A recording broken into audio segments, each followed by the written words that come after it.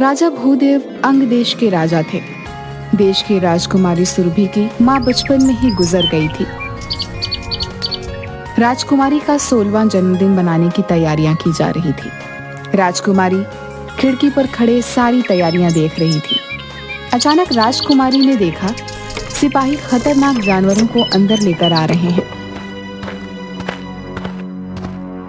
महाराज, इन सभी जानवरों को महल के अंदर क्यों लाया जा रहा है? राजकुमारी, मनोरंजन के लिए। तुम्हारा जन्मदिन जो आ रहा है। कुछ सिपाही एक दूसरे से बातें करते हैं। अगर यही हाल रहा तो राज्य के सारे जानवर समाप्त हो जाएंगे। हर हफ्ते 50 जानवर हवेली में भेजे जाते हैं। अपनी जुबान बंद रखो, दीवारों के भी कान होते हैं, समझे? कभी तुम्हारी बात राजकुमारी के कान तक ना पहुंच जाए। राजकुमारी सिपाहियों की बात सुनकर हैरान हो जाती है। राजकुमारी जानवरों के पीछे पीछे उनका रास्ता लगाने देती है। तभी एक सिपाही राजकुमारी को देख लेता है। राजकुमारी जी, आप यहाँ? महाराज के सख्त निर्देश हैं कि आपको यहाँ न आने दिया जाए। अचानक तेज हवा का झोंका आता है और राजकुमारी की चुन्नी उड़ते हुए एक दरवाजे के पास गिरती है। अरे, यहाँ तो पिताजी स्वयं दरवाजे के पास खड़े हैं और जानवरों को अंदर भेज रहे हैं।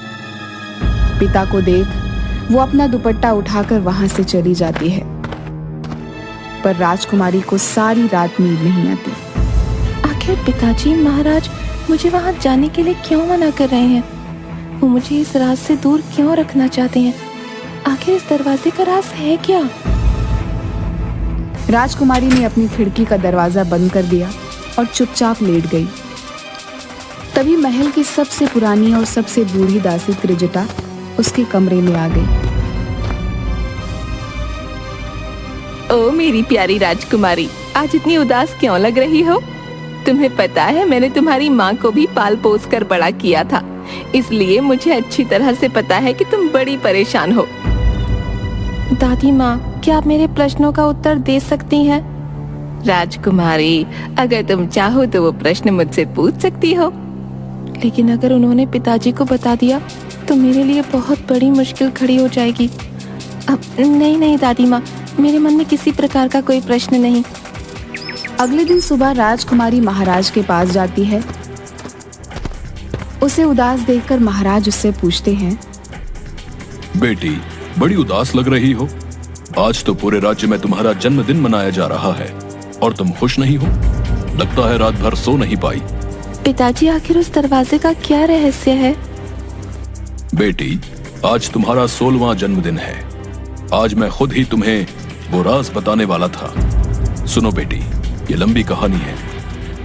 जब तुम्हारी माँ गर्भवती थी तो हम दोनों जंगल घूमने गए। तभी हमें वहां अचानक एक बहुत खूबसूरत स्त्री दिखाई दी। वो बोली, महाराज, मैं चित्रांगदा हूँ। मुझे प्रथम दृष्टि में आपसे प्रेम हो गया है। आपसे विवाह करना चाहती हूँ। मैं विवाहित हूँ और अपनी पत्नी से प्रेम करता हूँ। महाराज, अपना भला चाहते हैं तो आपको मुझसे विवाह करना ही होगा। इस साधारण स्त्री के लिए आप मुझे नहीं ठुकरा सकते। तो तुम नहीं मानोगी? मुझे नहीं लगता तुम कोई स्त्री हो, क्योंकि स्त्री के खूबसूरत शरीर में काला मन नहीं हो सकता। अभी मैं तुम्हें तुम्हारे असली रूप में लाता हूँ।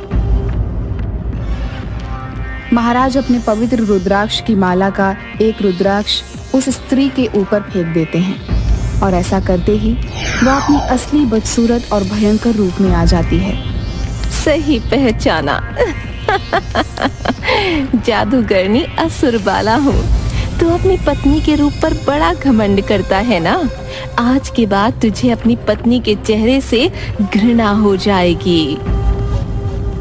राजकुमारी, जादूगरनी ने तुम्हारी माँ को श्राप देते समय ये भी कहा कि जल्दी ही तुम्हें एक बेटी पैदा होगी। जब तुम्हारी बेटी तुम्हारी शक्ल देखेगी तो वो भी तुम्हारे जैसी ही हो जाएगी। और ऐसा कहने के बाद वो न जाने कहां गायब हो गई। तुम्हारे जन्म के कुछ समय के बाद एक दिन अचानक ही महारानी का चेहरा बहुत भयंकर हो गया। उसके चेहरे पर हर तरफ सांप लटकने लगे, आंखें अंगारों की तरह जलने लगी, शरीर एक सूखे पेड़ की तरह, आवाज सांप की फुफकार की तरह। यहां तक कि वो किसी भी जीवित पशु पक्षी या इंसान को खाती है और प्यास लगने पर रक्त पीती है। इसीलिए आपने मुझे बचाने के लिए माँ को हवेली में रख दिया। बेटी, मैं तुम्हारी माता से बहुत प्यार करता हूँ। मैं उनसे दूर नहीं रह सकता था, इसलिए उनके लिए एक महल बनवा दिया जिसका ये दरवाजा है। इसमें तुम्हारी माँ के लिए ये जानवर भेजे जाते हैं जिन्हें खा के वो अपनी भूख मिटाती है। राजकुमारी अपनी माँ की यह कहानी सुन बड़ी उदास हो गई और बोली, पिताजी महाराज, क्या माँ के श्राप का कोई तोड़ नहीं? हाँ बेटी, तोड़ है। कुछ वर्ष पहले जब मैं जंगल में शिकार की तलाश में था तो मुझे वो जादूगरनी फिर से मिली। वो मरने वाली थी और शर्मिंदा थी। उसने मुझे तुम्हारी माँ को इस शाप से हमेशा के लिए मुक्त होने का इलाज बताया। तो आपने इतने दिन तक किसी को बताया क्यों नहीं? बेटी, उसने कहा था ये इलाज मैं सिर्फ जब तुम 16 वर्ष की हो जाओ तो पहली अमावस पर इस श्राप को तोड़ा जा सकता है। अगर मैं तुम्हें पहले बताता तो मैं भी श्रापित हो जाता। आज मैं 16 वर्ष की हो गई हूँ। कृपया मुझे बताएं कि मैं अपनी माँ को वापस कैसे उस श्राप से आजाद करवा सकती हूँ। हाँ मेरी बच्ची, आज तुम्हारा 16वां जन्मदिन है और कल अमावस। कल ही के दिन तुम्हें उस मायावी दरवाजे से अंदर जाना होगा। वहां पर तुम्हारे साथ भयानक घटनाएं होंगी, पर तुम किसी से भी मत डरना। पिताजी महाराज, मैं माँ के साथ ही वापस आऊंगी, आप विश्वास रखें। राजकुमारी, सोच लो, तुमको केवल 2 चीजों का ध्यान रखना है, अपनी नेकी और बुद्धि। इनका साथ कभी नहीं छोड़ना। अगर इन दोनों का इस्तेमाल किया तो तुम माँ तक जरूर पहुंच जाओगी। क्या माँ मुझे पहचान लेंगी? राजकुमारी, जादूगरनी ने तुम्हारे लिए हर कदम पर चुनौतियां रखी हैं और ये चुनौतियां तुम्हें ही पार करनी होंगी, तभी तुम्हें आगे का रास्ता मिलेगा। आखिर में अपनी माँ के अंदर ममता जगाने में अगर तुम सफल रही तभी महारानी वापस असली रूप में आ पाएगी। बेटी, तुम्हें सबसे पहले सोनगिरी की पहाड़ियों में जाकर एक जादुई गुफा में रहने वाले एक तपस्वी बाबा से एक जादुई किताब लेनी होगी। उस किताब में ही तुम्हें माँ को ठीक करने का रास्ता मिलेगा। मुझे सिर्फ इतना ही पता है, आगे क्या होगा वो तुम्हें खुद पता करना होगा और ये काम तुम्हें अकेले ही करना होगा। अपना ध्यान रखना और खुद पे भरोसा रखना। ये लो, ये रुद्राक्ष की माला, ये तुम्हारी रक्षा करेगी। खुद पर भरोसा रखना बेटी। इस दुनिया में कुछ भी ऐसा नहीं जो हम नहीं कर सकते।